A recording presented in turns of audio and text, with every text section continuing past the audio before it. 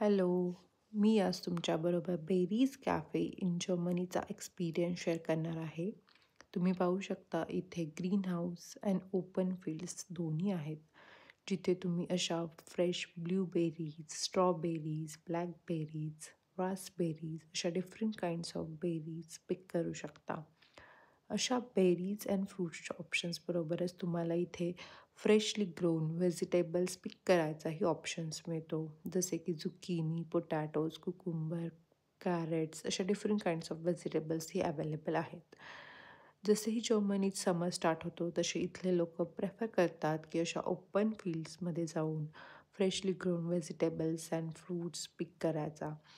तुम्ही पाहू शकता मी इथे स्ट्रॉबेरीज पिक करत आहे. ह्याचबरोबर इथे कॅफेचाही ऑप्शन आहे, जिथे तुम्ही फ्रेश फूड अँड बेवरेजेसचा आनंद घेऊ शकता.